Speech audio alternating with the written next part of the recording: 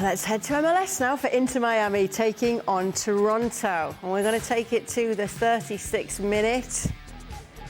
Lionel Messi, that's him there, leaning down with his hands on his knees, a circle around him. He would be exiting in the 37th minute, just minutes after Jordi Alba had also gone off. Let's see what happened in the rest of the game. Miami would take the lead here. Farias volleying it in. Fantastic volley, horrible goalkeeping. Just a weak punch from the goalkeeper, but the volley is spectacular.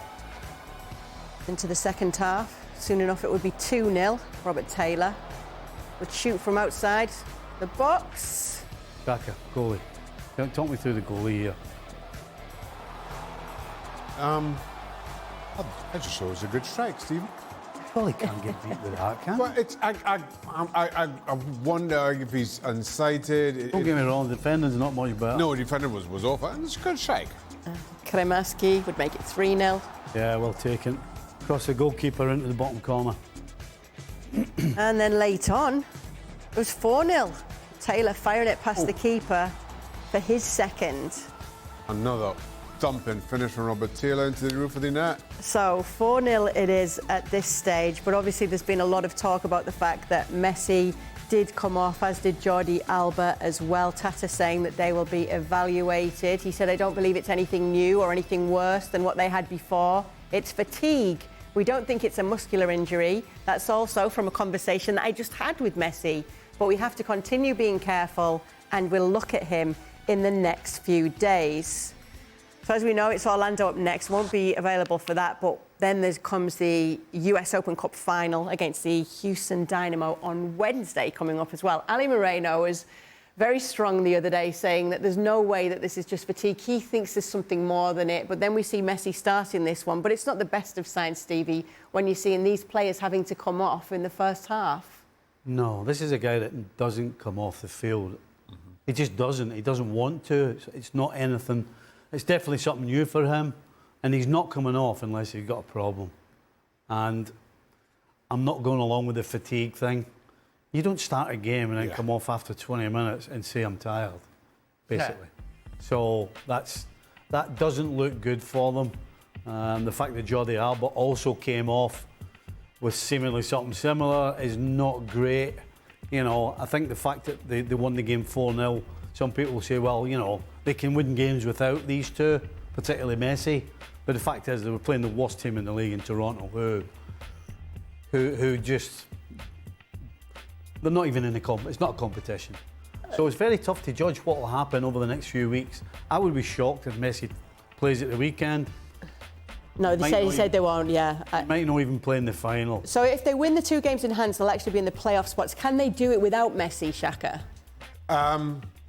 They can, in that I feel that this Inter Miami team has improved.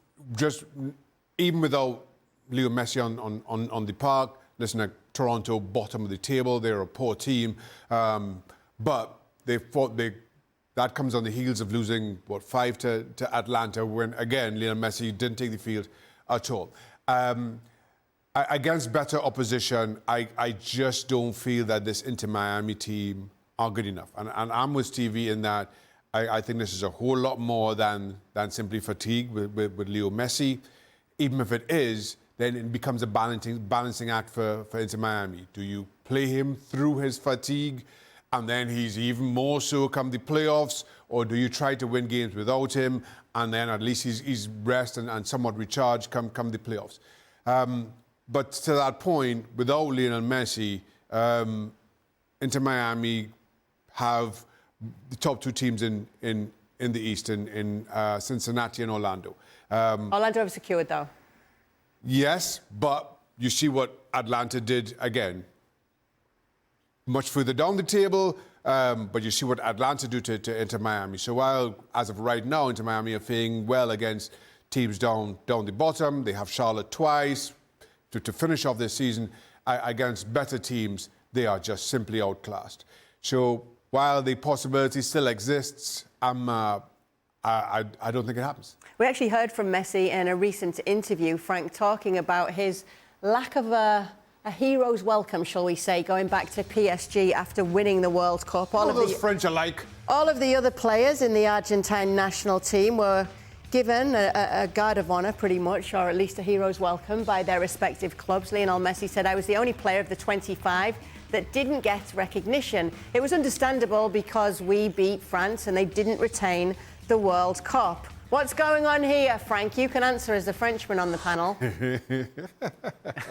No, it's funny because he gives the answer on the comment that he makes. Of course, as an Argentine guy, you know, he's not going to be welcome if we win the World Cup against France. Go the other way around, see any players, French player, Mbappe playing in Argentina, and winning the World Cup against Argentina. He's going to be burnt alive. So come on, that's only fair. I don't even understand why he's complaining. You know, I think they say in the resume, congratulations, and we hate you right now just for fun. But what do you want to be honored for? You beat the country that you play in. You know, it was like, remember Maradona crying in a World Cup in 1990 because he beat Italy and he lost in final and he felt that Italy didn't love him. And Italy just expressed what they were feeling at the time about a big star Maradona. That's always the same. And I'm very sorry. Maybe he didn't deserve it. He was at the wrong club at the wrong time because he was playing for a club in France, a country that he beat. Frank, what's the French for sour grapes? What the French? For sour grapes. I don't know what is that. Sounds a bit bitter from PSG. Okay. Amer.